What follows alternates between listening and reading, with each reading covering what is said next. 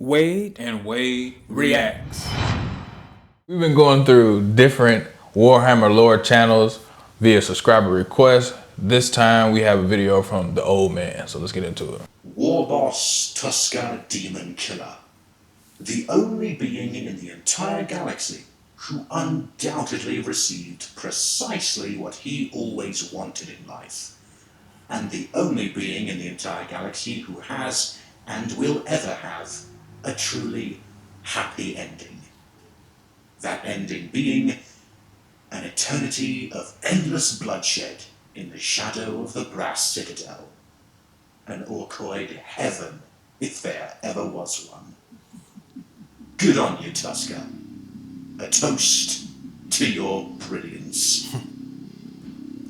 Now, before I dive into this Voxcast about Tuska Demon Killer, there's something I have to get out, and this is a disclaimer. If at any point that you believe that I'm exaggerating, if I'm making up something for shock effect or anything like that, I want you to stop the Voxcast, walk into your bathroom, look into your mirror, and say orcs until you get it. Because this story is a prime example of why the orcs are absolutely insane. So the grand story of this ridiculous piece of fungus started off kind of like this. Tuska was in his kill cruiser called the Gorejaw when he was flying through the warp, when all of a sudden the Geller field just completely failed.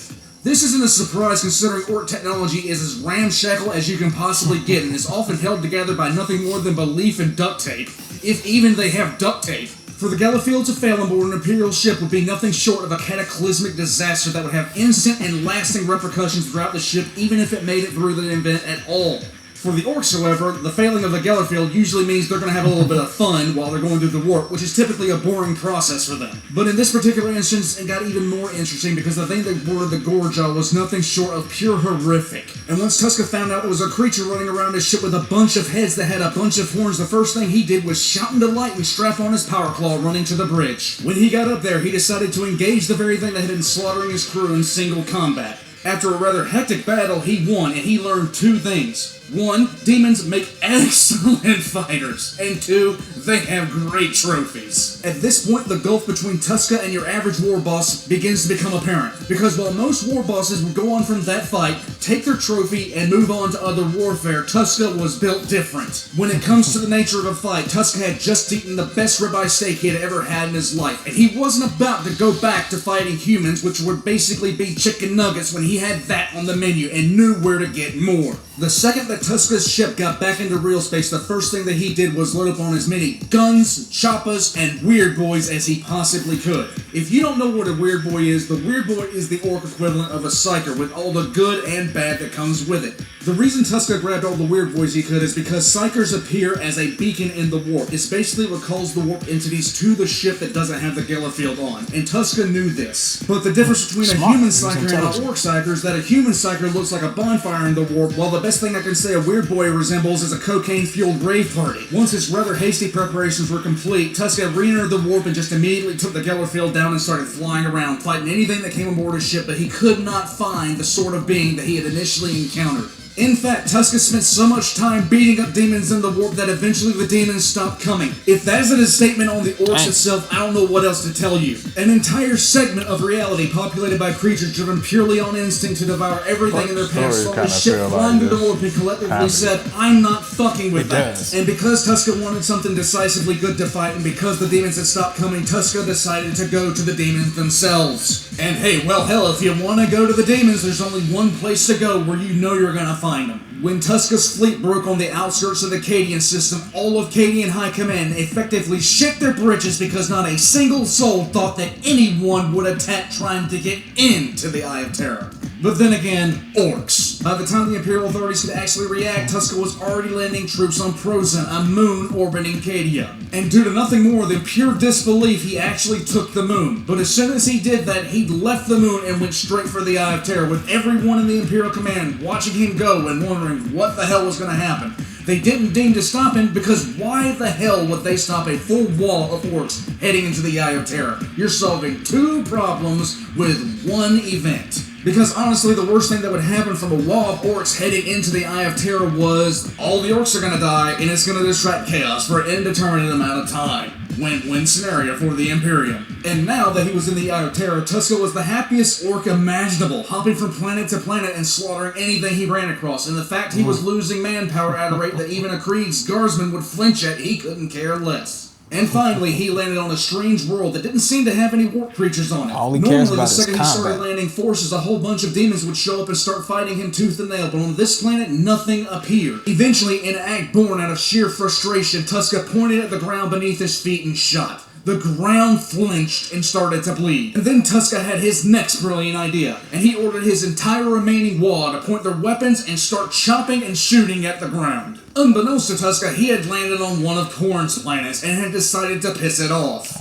At that point, demons started flooding up from the ground in waves that even Tuska couldn't have imagined. And in charge of them was one that was called the Blood Prince. Damn, nature, you're scary. As Tuska gleefully skipped off the battle with the Blood Prince, his entire wall was being slaughtered around him. And after a short yet decisive fight, the Blood Prince impaled Tuska to the ground. But the Orc War Boss was in no way, shape, or form out of the fight. And when the Blood Prince started cheering and gloating, Tuska reached up with his power claw, took hold of the family jewels of the Blood Prince, and gave them a nice and delicate orc version of a squeeze. You know he did.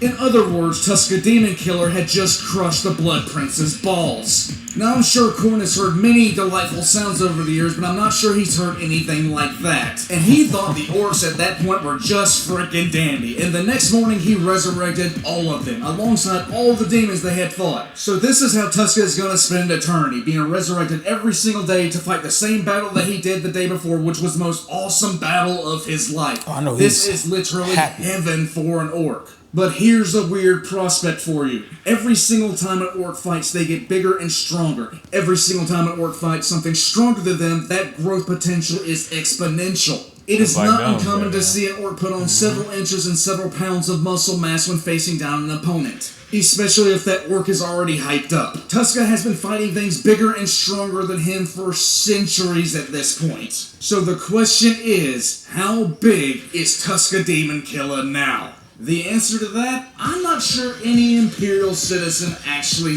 wants to know. But at this point, Tuska Demon Killer could be the size of an apartment complex. I don't really know how to feel about the orcs. I mean, it seems like the majority of their stories are just for comedic purposes. Only time that there seems to be taken seriously is when they're like an antagonist of someone else's story. But, you know, maybe the people that like orcs, as far as the people that play the tabletop version of Warhammer, these stories are appealing to them. Yeah, I agree with you. It seems like the orcs are only this destructive force in the galaxy. That's all they're meant for. They're not smart. They don't have an overarching purpose. They do have an overarching purpose, which is to start Ragnarok and to defeat all of the people in the galaxy that have the ability to fight back.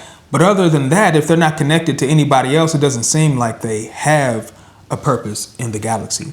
Yeah, and people were saying on the last, I think they even said this in some of the lore videos they watched on orcs, that they was created just for war, to fight off certain creatures in the universe or the galaxy. And I think that the people that created them don't exist anymore or something like that. But Okay. For the Warhammer fan, I have a question for you guys. Let's just say that these people that created orcs could some kind of way come back. Could they regain control of their creation, or is it too late? The orcs are just out there doing whatever they want. It seems like it's too late now. They're doing all types of quests that they've come up with. Tuska went into the warp.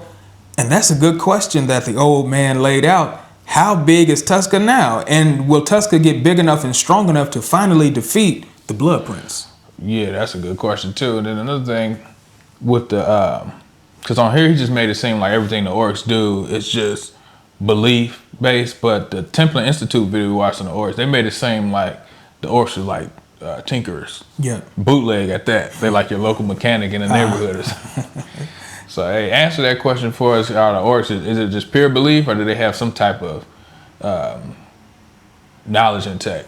Yeah, that's definitely the question we need answered. I liked how the old man did this video. He added some comedy in it, which kept me laughing throughout, but also an adequate and equal amount of information.